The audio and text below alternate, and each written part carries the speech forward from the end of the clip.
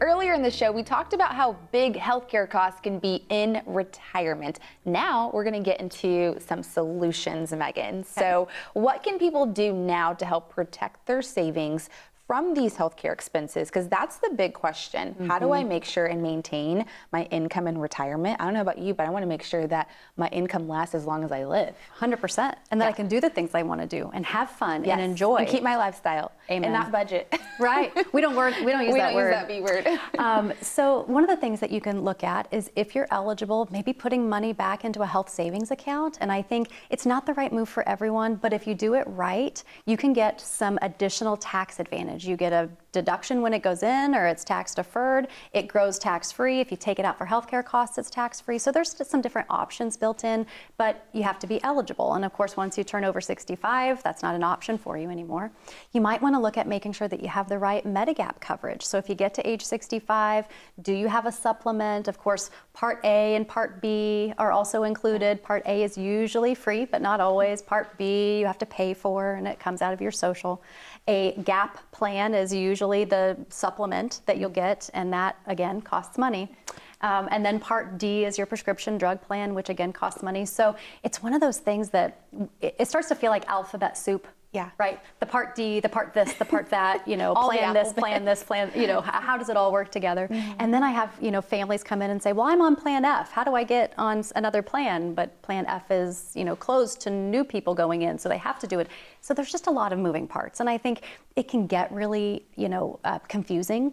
And then if you step into, the long-term care world, that's a whole nother type of we could have a whole nother show, Danielle, just on long-term care.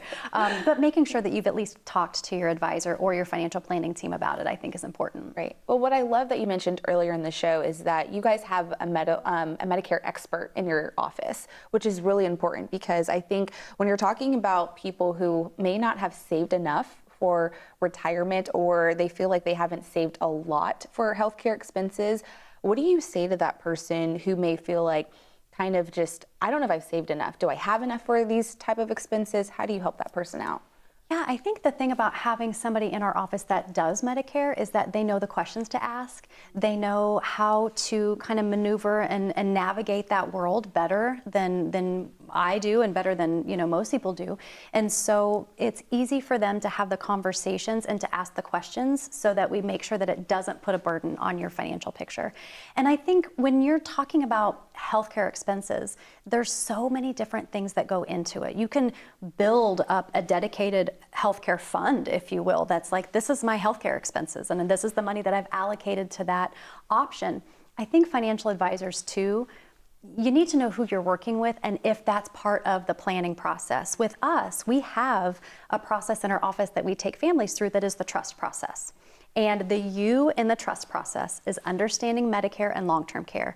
And so with that, we walk you through what that could look like. Not every person that you might meet or financial planning firm that you go to might have that level of knowledge around Medicare. We happen to, and so I think it's really important that people know that they can come to us and we can help navigate that with them. Well, I love that you kind of mentioned that already, that you guys already have that implemented in your system, in your overall process. So how do you help people start estimating and kind of just like adding in those healthcare costs? Even if you feel like you don't need it right now, let's just add it into your plan. How do you work through that with a client?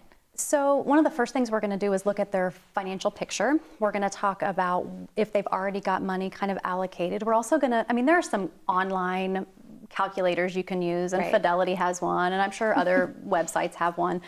So you can go in and do some of that, but I think a big piece of it is understanding their initial financial picture and then understanding their health issues. So if I've got somebody that does have some chronic illness, or maybe they're diabetic, or maybe they've got something else going on health-wise that would make them have specialty type of medications, then we better plan for a higher cost of prescription drugs. Even though we have Part D and it's going to help, it's not going to cover everything. So we have to understand that to have a more accurate picture of what this might look like for you in retirement. And it's never a destination point. It's always changing, because what my body is doing next year, it's going to look different.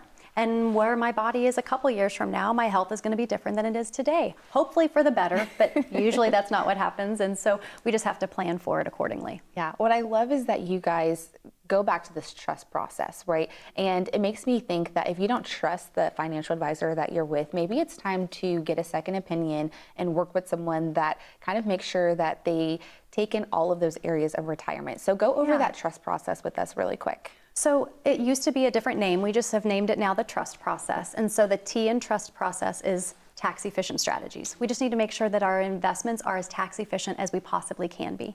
The R is risk and investment management. So how do you know where your money is invested and what type of risk are you taking on, and is that appropriate for you? We already said the U is understanding Medicare and long-term care, and again, that is changing all the time. The rules and regulations are changing, so we stay abreast to all of those opportunities and what's coming down the pipe.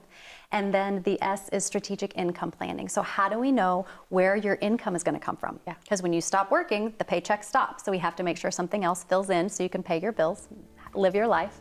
And then the T is the transfer of wealth. So when I'm gone, how does that money transition to my family? And that whole process is important because it all affects each other, and how it all works together needs to be there for your plan to work financially. The way that you make it sound so simple. If you have questions about your own retirement plan, do not hesitate to reach out to Megan and her team.